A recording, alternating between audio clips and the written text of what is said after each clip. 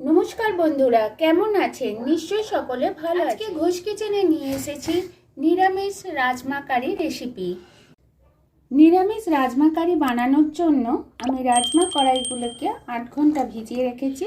কড়াইগুলো আমার সবকটা বড় বড় হয়ে গেছে। এবার আমি এইগুলোকে প্রেসারে, রাজমাগুলো আমার সিদ্ধ হয়ে গেছে, এটা ভালোই সিদ্ধ হয়েছে, পুরো গলে যাচ্ছে। কড়াইয়ের মধ্যে আমি সাদা তেল দিয়েছি, তেলটা গরম হয়ে গেছে। এবার আমি আলুগুলোকে ভালোভাবে ভেজে নেব।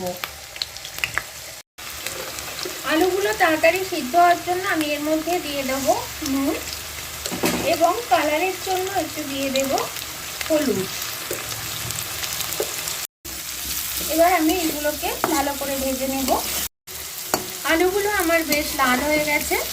এবার আমি এগুলোকে তুলে নেব। এবারে ওই তেলের মধ্যে আমি দিয়ে দেব গোটা জিরে, দিয়ে দেব তেজপাতা, একটা গোটা দারচিনি, লবঙ্গ, এলাচটা এরকম ভাবে ফাটিয়ে দেব এবং গোলমরিচ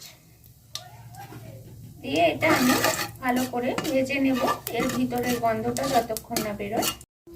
এবার এর মধ্যে আমি দিয়ে দেব 2 চামচ পরিমাণ। কালারের জন্য আমি তেলের মধ্যেই দিয়ে দেব কাশ্মীরি মির্চ। তেলের মধ্যে দিলে কালারটা খুব সুন্দর আসে।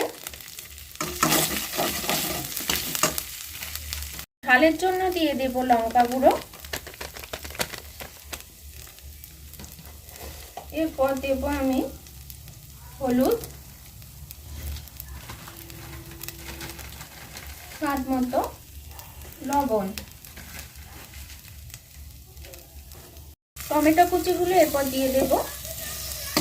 দিয়ে এটা ভালো করে আমি ভেজে নেব, টমেটোর কাঁচা গন্ধটা যতক্ষণ না যায়। এবার এর মধ্যে আমি স্বাদ মতো অল্প একটু চিনি দিয়ে দেব। এর মধ্যে ভেজে রাখা আলুগুলো আমি দিয়ে একটু কষিয়ে নেব সমস্ত মশলার সাথে। এরপর আমি সিদ্ধ করে রাখা রাজমা কড়াইগুলোকে দিয়ে দেবো এর মধ্যে। এবার এর মধ্যে আমি অল্প পরিমাণ জল দেব, দিয়ে কিছুক্ষণ ফোটাবো। রাজমা কারি আমার প্রায় রেডি, কালারটাও সুন্দর এসছে। এরপর আমি লাস্ট ফিনিশিং এর মধ্যে দিয়ে দেব 1 চামচ পরিমাণ গরম মশলা। গরম মশলাটা আমার ঘরেই বানানো। দিয়ে দেব 1 চামচ পরিমাণ ঘি